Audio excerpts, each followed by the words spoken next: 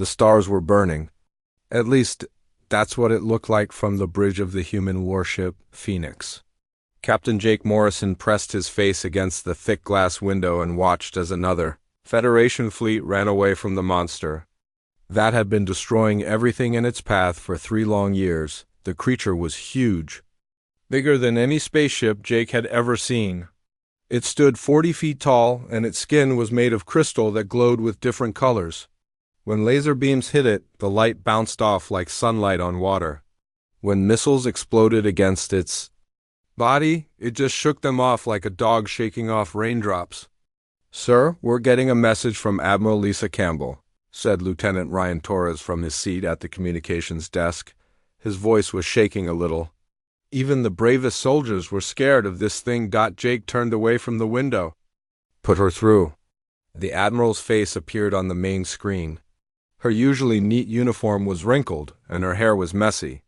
She looked like she hadn't slept in days. Behind her, Jake could see other officers running around, trying to figure out what to do next. "Morrison, I'm ordering all human ships to stay back," she said. The Altarian mineweavers just tried their strongest mental attack on that thing. It didn't even slow down. Jake felt his heart sink. The Altarians were famous across the galaxy for their ability to control minds. They could make entire armies stop fighting just by thinking at them. If they couldn't stop this creature, what could? "What about the other species?" Jake asked. "Surely someone has an idea." Admiral Campbell shook her head. "The Chronari tried their gravity weapons that can crush planets. Nothing. The Zelthians used their matter destroyers that can turn solid metal into gas. The creature just absorbed the energy and got stronger. The Vorthan Empire even brought out their stasis fields that can freeze time itself. The beast walked right through them." Jake looked at the tactical display on his control panel. 7 different alien species had thrown their most powerful weapons at this thing. The Chronari were known for building the strongest ships in the galaxy. The Zelthians had technology that could break apart atoms. The Vorthans had mastered time and space, but none of it mattered against this creature. "There's something very wrong here," said Dr. Alex Carter, the ship's scientist who studied alien life. He was a thin man with thick glasses who spent most of his time looking at computer screens full of data. "The readings I'm getting don't match anything we know about the Zarathian Empire. The Zarathians were an ancient race that had disappeared thousands of years ago. They had been famous for building living weapons, creatures that were part animal, part machine, and part something else that nobody understood. Most people thought they were just stories until this beast had woken up from wherever it had been." "Sleeping, what do you mean?" Jake asked. Dr. Carter pushed his glasses up his nose and pointed at his screen. "Look at these numbers. Every time we attack it, the creature changes. It's like it's learning from each battle. It's not just following old programming, it's thinking."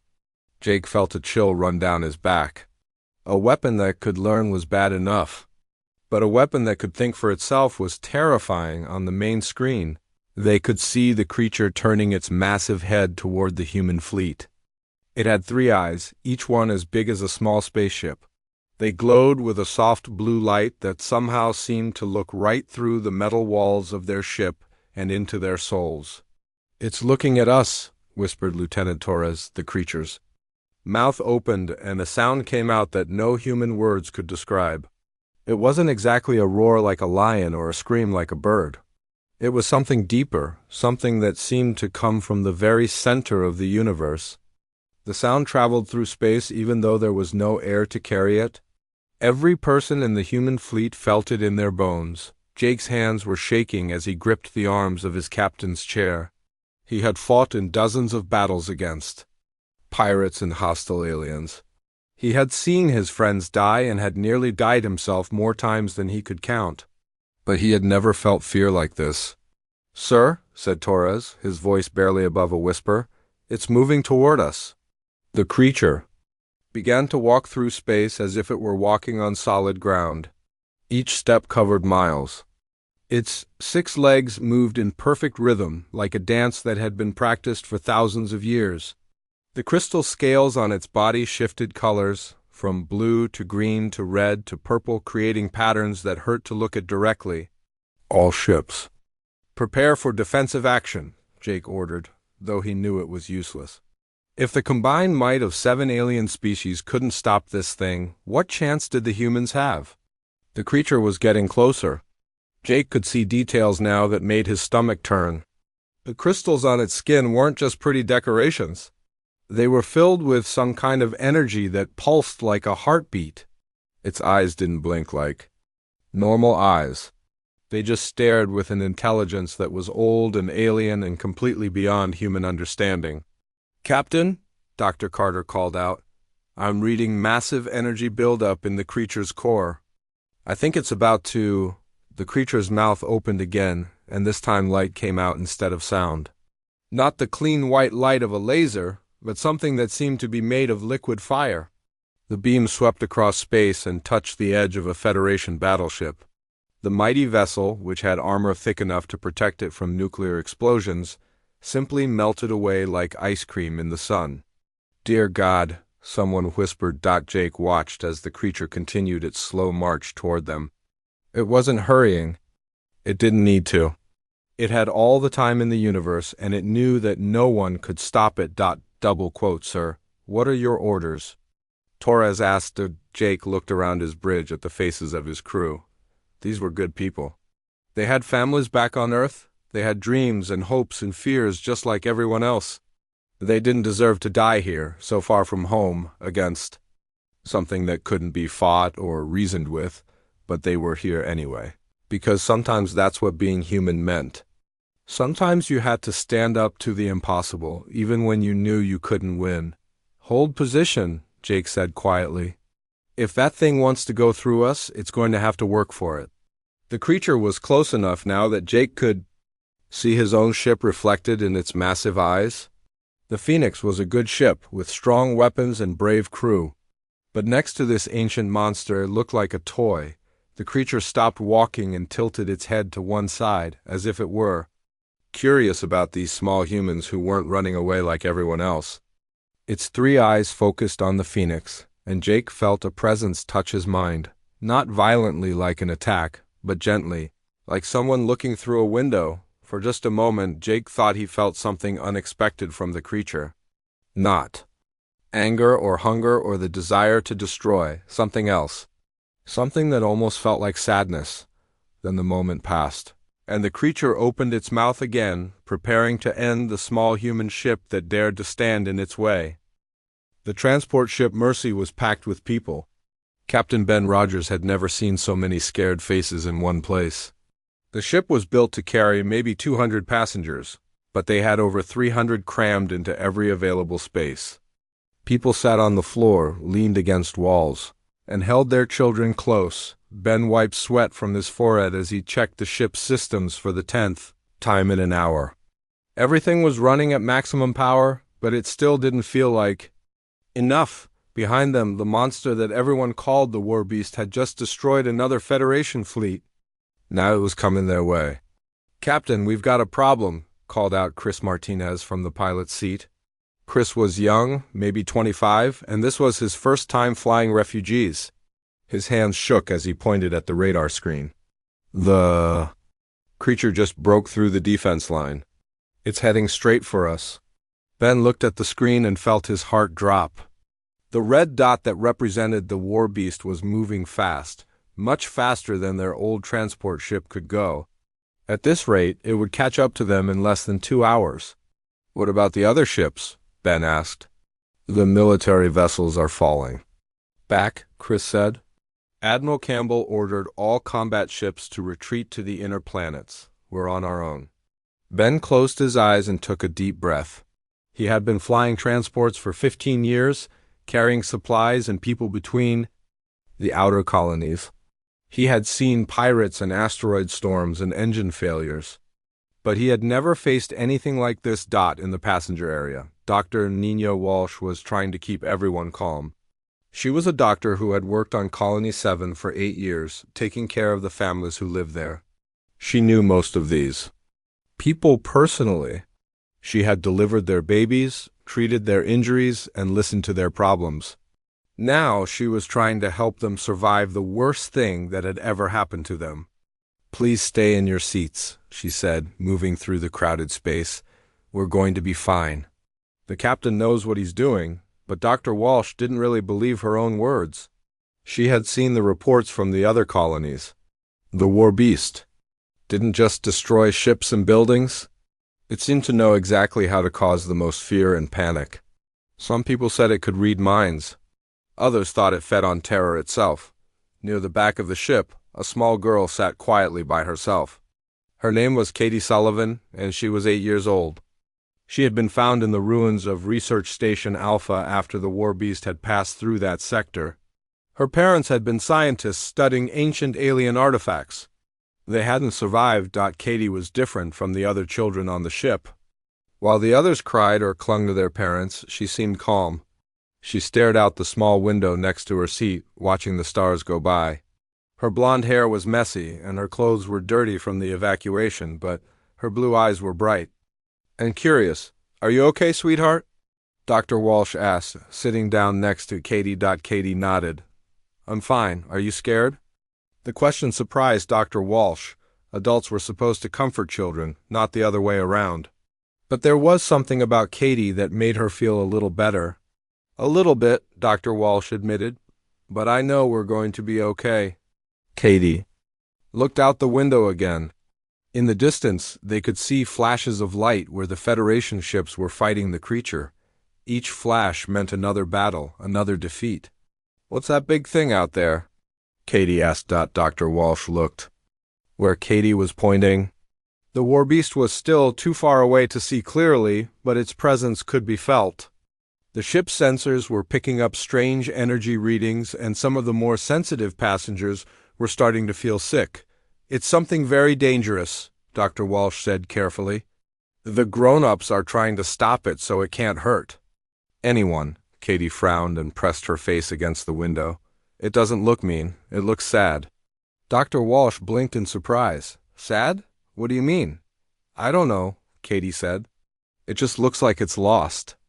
Like when I got lost in the woods behind our house on Colony 7. I was scared and I didn't know which way to go home." Other passengers were starting to notice their conversation. A man named Bob Chun, who owned a mining operation on Colony 7, leaned over from his seat. "Kid, that thing isn't lost," he said. "It's a killer. It destroyed my entire operation. 20 good people died because of that monster." Katie looked at him with those bright blue eyes. "I'm sorry about your friends, but maybe it didn't mean to hurt them." "Maybe it was just scared." Bob shook his head. "You don't understand. That thing is evil. It's not natural. It shouldn't exist." But Katie had already turned back to the window. She seemed to be listening to something that no one else could hear. The ship suddenly shook, and the lights flickered. "Captain Rogers'" voice came over the intercom. "Attention passengers, we're experiencing some turbulence from the creature's energy field. Please remain calm and stay in your seats." The turbulence got worse. People started to panic. Some were crying, others were praying, and a few were being sick. The ship's metal walls creaked and groaned under the pressure of forces that human science barely understood, but Katie remained perfectly still. She had closed her eyes and was moving her lips as if she were talking to someone. Dr. Walsh couldn't hear what she was saying over the noise of the frightened passengers and the straining engines. "Katie," Dr. Walsh said, "are you all right?" Katie opened her eyes. "It's getting closer. I can hear it thinking." "What do you mean you can hear it thinking?" "It's very old," Katie said. "And it's been asleep for a long time." "Something woke it up, and now it doesn't know where it is. It's looking for something, but it can't find it." Dr. Walsh felt a chill run down her spine. "Katie, how do you know this?" "I don't know," Katie said. "I just do. Sometimes I can hear things that other people can't. My mommy said I was special." The ship shook again, harder this time. Captain Rogers came over the intercom again, and this time his voice was tight with fear. "All passengers, prepare for emergency procedures. The creature is approaching fast. I'm going to try to outrun it, but I need everyone to hold on." The engines roared louder as Ben pushed them past their safety limits. The ship picked up speed, but everyone could feel that it wasn't enough. The creature was still gaining on them. Through the window, Katie could see it now. It was huge, much bigger than she had imagined. Its crystal skin caught the light from nearby stars and threw it back in rainbow patterns. Its 3 eyes glowed, with an inner fire that seemed to look right through the ship's hull. "It's beautiful," Katie whispered. "Beautiful?" Dr. Walsh said, "Katie, that thing is about to kill us all." Katie shook her head. "No, it's not. It doesn't want to hurt us. It just wants to go home." The creature was close enough now that its psychic presence was affecting everyone on the ship. People were holding their heads and moaning. Some were fainting. Even the ship's computers were starting to malfunction, but Katie stood up and walked to the front of the passenger compartment. Dr. Walsh tried to stop her, but Katie gently pushed her hand away. "I need to talk to it," Katie said with the simple certainty that only children have. "Katie, no," Dr. Walsh said. "It's too dangerous." But Katie was already climbing onto a chair to reach the ship's communication controls. Her small fingers found the broadcast button. "Hello," she said into the microphone. Her voice was calm and clear. "My name is Katie. Are you lonely?" The creature stopped moving. For the first time since it had awakened, the Warbeast came to a complete halt in space. The silence in space was complete. Every ship in the Federation fleet hung motionless, waiting to see what would happen next. The Warbeast had stopped moving when the little girl spoke to it, and now everyone was afraid to breathe. Admiral Lisa Campbell stood on the bridge of her flagship, the Defender, staring at the tactical display.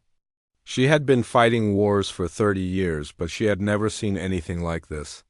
The creature that had destroyed 7 different alien fleets was now floating perfectly still in space, its massive head turned toward a single transport ship. "Who was that?" she asked her communications officer. "Who just spoke to the creature?" Lieutenant Colonel Dan Murphy checked his instruments. "The signal came from the transport ship Mercy, Admiral. It's one of the refugee vessels from Colony 7. Admiral Campbell frowned. "Patch me through to their captain." A moment later, Captain Ben Rogers appeared on the main screen. He looked confused and scared, but also hopeful. Behind him, Admiral Campbell could see passengers crowding around, trying to understand what was happening. "Captain Rogers, who just made that transmission?" Admiral Campbell asked. "It was a little girl, Admiral," Ben said. "Her name is Katie Sullivan. She's 8 years old, and she's the only survivor from Research Station Alpha. A child?" Admiral Campbell couldn't believe it. A child just made first contact with that thing? "Yes, ma'am." She climbed up to the communications console and started talking to it, and Admiral, the creature stopped. It actually stopped moving. Admiral Campbell looked at the tactical display again. The Warbeast was still motionless, but its energy readings were changing. The angry red glow that had surrounded it for 3 years was slowly shifting to a softer blue-green color on the transport ship Mercy. Katie Sullivan was still standing at the communications console. Dr. Nina Walsh was right beside her, ready to pull her away if anything went wrong. But Katie seemed perfectly calm, as if talking to giant space monsters was something she did every day. "Are you okay?" Katie asked into the microphone. "You look tired." The creature's head tilted slightly like a dog listening to its owner.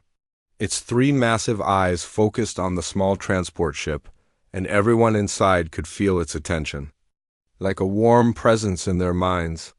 "I know you're scared," Katie continued. "I was scared too when I lost my mommy and daddy. But the nice people here are taking care of me now." Dr. Walsh felt tears running down her face. She had seen Katie's file after they found her.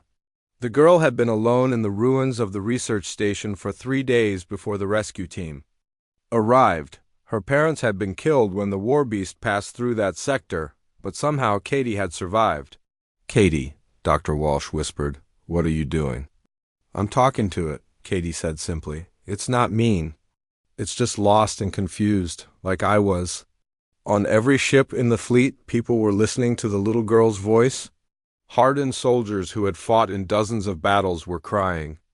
Alien species that had never shown emotion were standing in stunned silence. Captain Jake Morrison was on his ship, the Phoenix, which was part of the human fleet. He had been prepared to die fighting this creature, but now he was watching something impossible happen. A child was having a conversation with the most dangerous being in the galaxy. "Dr. Carter," Jake said to his science officer, "what are you?" "Reading from the creature?" Dr. Alex Carter was staring at his instruments in amazement. "Captain, its biosigns are completely different now. The aggressive patterns are gone. It's showing signs of what I can only describe as curiosity and sadness." "Sadness?" "Yes, sir. The psychic emanations that were driving other species crazy are now registering as grief. Deep, ancient grief." Katie's voice came over the communications again. "You're very big," she said with wonder. "But you don't want to hurt anybody, do you? You just want to go home." The creature made a sound. Not the terrifying roar that had been echoing through space for 3 years, but something softer. Something. That sounded almost like a sigh. "I understand," Katie said. "Sometimes I don't know where home is either. My real home is gone now, but these people are helping me find a new home. Maybe we can help you too." Admiral Campbell was getting reports from all over the fleet. The creature's energy weapons were powering down. Its defensive shields were dropping. For the first time since it had awakened, the Warbeast was completely vulnerable. "Admiral," said Colonel Murphy, "we could attack it now." "It's not defending itself." Admiral Campbell looked at him sharply. "Are you suggesting we fire on a creature that's talking to a little girl?" "No, ma'am, I just thought you should know we have the opportunity." "The opportunity to do what?" "Destroy something that might not be our enemy after all." On the transport ship, Katie was still talking. "My friend Dr. Walsh says that when someone is lost, the best thing to do is sit still and wait for help." "Would you like to sit with me?" "I'll wait with you until we find your home." The creature looked at the small transport ship for a long moment. Its massive body began to change position, the 6 legs folding beneath it in a graceful movement. It was sitting down just like Katie had asked. "Oh my God," someone whispered over the fleet communications. "It's actually sitting." Dr. Carter was reading his instruments frantically. "Captain, I'm getting massive data streams from the creature. It's trying to communicate, but not with words. It's using some kind of memory transfer." "What kind of memories?" Jake asked. "I'm not sure. But they're old, very old, and they're sad. There's so much sadness in these signals." Katie seemed to be receiving the same information. Her eyes were closed, and she was listening to something that no one else could hear. "Oh," she said softly. "I see your people are gone. They've been gone for a very long time. You were sleeping, and when you woke up, everything was different." The creature's scales were changing color again, from blue-green to a deep purple that seemed to pulse with each heartbeat. Its 3 eyes were focused entirely on Katie, and there was something in them that looked almost human. Something that looked like hope. "You weren't trying to hurt anyone," Katie said. "You were trying to protect something. But it's not there anymore, is it? The place you were supposed to guard is empty." Dr. Walsh put her hand on Katie's shoulder. "Katie, how do you know all this?" "It's showing me," Katie said. "There used to be a beautiful planet where its people lived. They built cities that looked like crystals, and they had gardens that grew in the sky. But something bad happened, a war, and now it's all gone." The creature made another sound, and this time it was definitely sad. It was the sound of someone who had lost everything they loved and had been alone for thousands of years. "I'm sorry." Katie said, "I'm sorry your people are gone. But you're not alone anymore. We're here now. We're different from your people, but we care about you." Admiral Campbell was watching all of this with growing amazement. The most powerful military force in the galaxy had failed to stop this creature, but a little girl had done something much more important. She had made it feel less alone. "All ships," Admiral Campbell ordered, "stand down from combat status. I repeat, all ships stand down. We are not dealing with an enemy. We are dealing with a refugee." The creature that had terrorized the galaxy for 3 years was now sitting quietly in space, listening to a child who understood its pain. And for the first time in a very long time, it was no longer afraid. The entire galaxy seemed to be holding its breath. Every ship in the Federation fleet floated silently in space, watching the impossible scene before them. The creature that had destroyed entire worlds was now sitting peacefully, its massive form curled up like a sleeping cat. All because a little girl had asked it to sit down. Katie Sullivan was still standing at the communications console of the transport ship. Mercy, her small hands gripped the microphone as she continued talking. To the Warbeast. She spoke like she was talking to a friend at school, not to the most feared being in known space. Do you have a name? Katie asked. My name is Katie Sullivan. What should I call you? The creature's 3 eyes focused on the transport ship. For a moment there was silence. Then somehow everyone in the fleet heard a word inside their heads. Not spoken out loud, but felt deep in their minds. Keeper, the voice said. It was old and tired and infinitely sad. Keeper, Katie repeated. That's a nice name. Were you keeping something safe? Images flowed into Katie's mind, and through her to everyone who was listening. They saw a world of crystal cities that sparkled like diamonds in the light of twin suns. They saw gardens that floated in the air, held up by forces that human science couldn't understand. They saw people who looked like living light, beautiful and peaceful. Your home was beautiful, Katie said softly. What happened to it? More images came. Dark ships filling the sky, explosions that turned crystal cities to dust. The light people running and hiding and eventually fading away like candles being blown out. And through it all, Keeper fought to protect them, but there were too many enemies and not enough time. Dr. Nina Walsh was crying now. She wasn't the only one. Across the fleet, hardened soldiers and experienced diplomats were weeping as they felt Keeper's memories. The loss was so deep, so complete, that it hurt to even think about it. You tried to save them, Katie said. You fought as hard as you could. But sometimes bad things happen even when good people try to stop them. Admiral Lisa Campbell was watching. From her flagship, the Defender, she had seen war before. She had lost friends and comrades in battle, but she had never felt anything like this. The pain that Keeper carried was older than human civilization and deeper than any ocean. Admiral, said her communications officer, Lieutenant Colonel Dan Murphy, we're getting calls from every ship in the fleet. They want to know what our orders are. Admiral Campbell looked at the tactical display. The Federation had gathered the largest military force in history to fight this creature. Ships from 12 different species, weapons that could destroy. Planets, technology that seemed like magic. And now they were all just floating in space, watching a little girl comfort an ancient being who had lost everything. Tell them to maintain position, Admiral Campbell said. And tell them to stay quiet. This is the most important conversation in galactic history.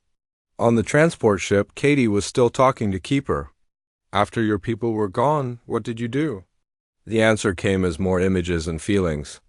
Keeper had searched through the ruins of its world, looking for any survivors. When it found none, it had built a tomb for its people out of the crystal from their broken cities. Then it had gone to sleep, waiting for them to return, but they never did. You slept for a long time, Katie said. What woke you up? The images showed flashes of light in space. Ships fighting, explosions. The sounds of war had reached across the galaxy and disturbed Keeper's sleep.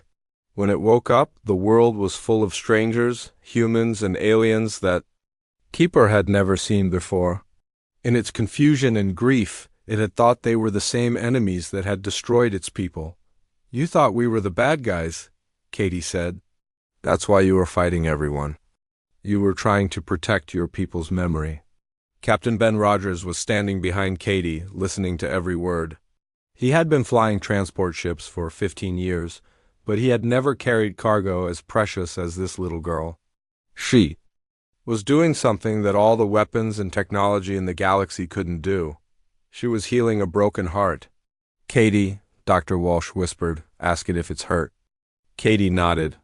Keeper, are you hurt? Do you need help? The creature's answer came not in words but in a feeling of deep weariness. Keeper had been fighting for 3 years, not because it wanted to destroy, but because it was lost and afraid and didn't know how to stop. Every battle had made it more confused. Every victory had made it feel worse. "You don't want to fight anymore," Katie said. "You're tired of being angry and scared. I understand. Sometimes when I'm really upset, I break things too. But it doesn't make me feel better." Captain Jake Morrison was watching from his ship, the Phoenix. His science officer, Dr. Alex Carter, was recording everything. This would be the most important scientific discovery in human history. First contact with an ancient intelligence that had been sleeping since before Earth had developed life. "Captain," Dr. Carter said, "the creature's energy readings are stabilizing. Whatever that child is doing, it's working. The beast is calming down." "It's not a beast," Jake said quietly. "It's a person. A very old, very sad person who lost everyone they loved." Katie seemed to hear him somehow, even though she was on a different ship. She smiled and nodded. "Keeper isn't a monster," she said. Into the microphone. "Keeper is just someone who needs a friend. Everyone needs friends. Even big, scary-looking people who can walk in space." The creature made a sound that might have been laughter. Its scales shifted color again, from the deep purple of sadness to a warm gold that reminded everyone of sunrise. "Are you feeling better?" Katie asked. "Yes," came the voice in everyone's mind. "Better. First time, better, in very long time." "Good," Katie said. "Do you want to meet my friends?" "They're all here in these ships.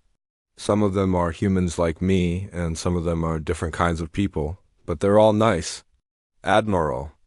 Campbell found herself stepping forward, even though she was on a different ship entirely. "This is Admiral Lisa Campbell of the Federation Fleet," she said into her communicator. "Keeper, we're sorry for trying to fight you. We didn't understand that you were in pain." "Pain?" Keeper repeated. "Yes, much pain, long pain, but little one helps. Katie helps." "We want to help too," Admiral Campbell said, "all of us. Humans, and Altarians and Chronari and everyone. We want to be your friends." The golden glow around Keeper grew brighter. For the first time in thousands of years, the ancient guardian was not alone. "Friends," Keeper said, and the word carried such hope and gratitude that several people on different ships started crying again. Katie clapped her hands together happily. "This is wonderful. Keeper, do you want to come with us? We can show you our worlds and our people, and maybe you can help us too. We have lots of problems that someone as smart and strong as you could help solve." "Come with you?" Keeper asked.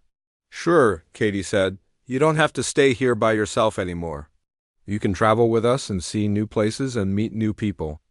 It won't be the same as your old home, but it could be a new kind of home." The silence that followed was different from the fearful quiet of before. This was the silence of hope. The silence of someone who had been alone for so long that they had forgotten what it felt like to belong somewhere. "Yes," Keeper said finally. "Yes, I come with you. I help, I learn, I befriend." Katie laughed with pure joy. "You're going to love it, Keeper. There's so much to see and do. And you'll never have to be lonely again." 3 months had passed since the day Katie Sullivan first spoke to Keeper. The galaxy was a different place now. The creature that had once terrorized star systems was now traveling peacefully between worlds, helping where it could and learning about the many different species that filled the universe. Katie had become famous across the galaxy. News reporters from every planet wanted to interview the little girl who had stopped a war with nothing but kindness. But Katie didn't care about being famous. She was just happy that her friend Keeper wasn't sad anymore. The Federation had built a special space station called Haven Point where Keeper could rest between its travels. The station was huge, big enough for the massive creature to stretch out comfortably. It had gardens and workshops and a communications center where Keeper could talk to people from all over the galaxy. Katie lived on Haven Point now, along with Dr. Nina Walsh and several other families who had volunteered to help take care of the station. Katie had her own room with a big window that looked out into space. She could see Keeper from her window, floating peacefully in the special area they had built for it. Today was a special day. A group of scientists was coming to visit Haven Point to study Keeper's technology. They wanted to learn how it could walk through space and how its crystal skin worked. But Katie was more excited about something else. Keeper had promised to show her how to play a game from its homeworld. "Good morning, Keeper," Katie said as she pressed the button to talk to her friend. She did this every morning before breakfast. "Good morning, little Katie," Keeper's voice came back, warm and happy. It had learned to speak in words now, not just feelings and images.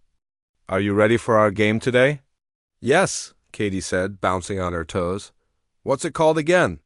"Light weaving," Keeper said. "My people played it when they were young, like you. It teaches patience and creativity." Katie ran to the observation deck where she could see Keeper more clearly. The ancient guardian was floating in the center of its resting area, its crystal scales catching the light from nearby stars. As Katie watched, Keeper began to change the colors of its scales in complex patterns. "Your turn," Keeper said. "Try to copy the pattern I made." Katie had a special device that Dr. Carter had built for her. It projected colored lights that she could control with her thoughts, just like Keeper controlled its scales. She closed her eyes and concentrated, trying to remember the exact sequence of colors and movements. When she opened her eyes, her light projector was showing a pattern that was almost identical to Keeper's. "Very good," Keeper said. "You are learning. Quickly, in a few more years you might be as good as my people were." Katie smiled. She loved playing games with Keeper, but she also loved learning about its lost civilization. Keeper had taught her about crystal gardens that grew in zero gravity, about music that was made of pure light, and about books that told their stories. By changing color, Dr. Alex Carter was watching from the station's science lab. He had been studying Keeper for 3 months now, and every day he discovered something new. The creature's technology was far beyond anything humans or other Federation species had developed. But Keeper was happy to share its knowledge, teaching them about energy fields and matter manipulation and dozens of other sciences. "Dr. Carter," said his assistant, Dr. Maria Santos, "the delegation from the Altarian Science Council has arrived. They're asking if they can observe Keeper's teaching session with Katie." Dr. Carter nodded. "Tell them they can watch, but they need to be quiet. Keeper doesn't like it when too many people talk at once during Katie's lessons." The Altarians were a species of tall, blue-skinned beings who were famous for their mental abilities. They had been especially interested in how Katie could communicate so easily with Keeper. Most people needed special equipment to understand the ancient guardian's thoughts, but Katie seemed to hear Keeper's voice as clearly as if it were speaking right next to her. Captain Ben Rogers was also on Haven Point today. He had taken a permanent position as the station's transportation coordinator. His ship, the Mercy, was now used to bring supplies and visitors to the station. He still couldn't believe how much his life had changed since that day when Katie first spoke to the creature that everyone had feared. "Katie," Ben called over the intercom, "your visitors are here. Are you ready to meet them?"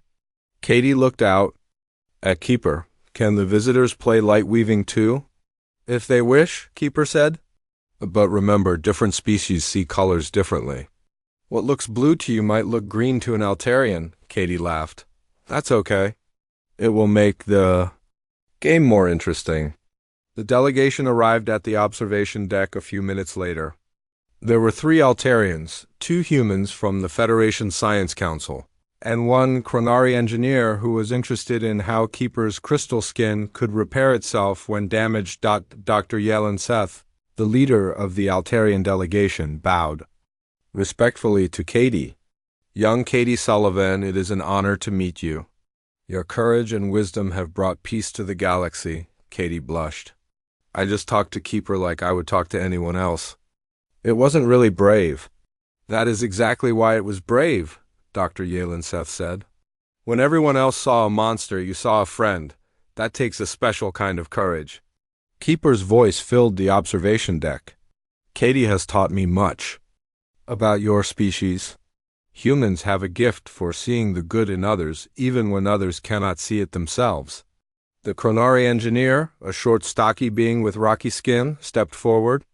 "Keeper, your people's technology could help us solve many problems. Energy shortages, environmental damage, poverty. Would you be willing to teach us? I teach all who wish to learn, Keeper said. But technology alone does not solve problems. It must be used with wisdom and kindness, as Katie has taught me. Over the next few hours, Keeper demonstrated its abilities for the visiting scientists. It showed them how to create energy from empty space, how to grow crystals that could store information, and how to heal damaged matter by restructuring its atomic bonds. But between each demonstration, Keeper would play games with Katie or tell stories about its lost civilization. Admiral Lisa Campbell arrived that evening on her flagship, the Defender. She had come to Haven Point many times since the peace began, always bringing reports about how Keeper's presence had changed the galaxy. Pirates had stopped attacking trade routes, knowing that Keeper might appear to protect innocent travelers. Several wars between different species had ended when the combatants realized that their fighting reminded Keeper of the tragedy that had destroyed its own people.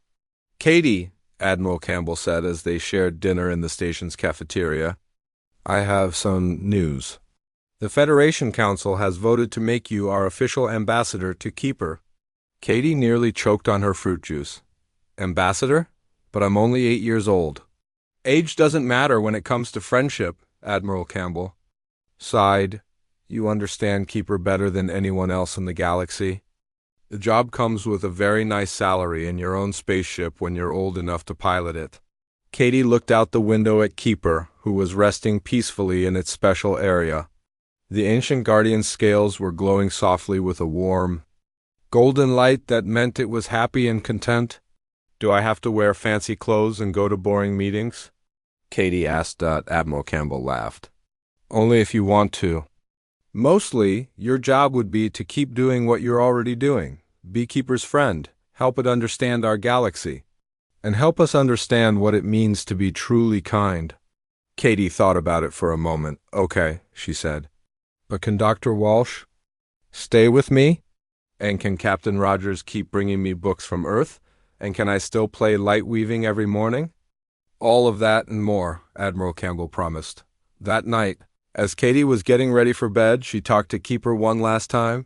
"Keeper, are you happy here?" she asked. "Very happy," Keeper replied. "I have friends now. I have purpose. Have you, little Katie, who showed me that being alone was a choice, not a punishment?" "Good," Katie said. "Because tomorrow I want to teach you a game from my world. It's called hide and seek." Keeper's laughter filled the station, a sound like wind chimes made of starlight. "I would like that very much." As Katie fell asleep, she could see Keeper through her window, its scales slowly shifting through peaceful colors. The Guardian was no longer guarding a dead world. It was protecting something new and alive and full of hope. And in the morning they would play again.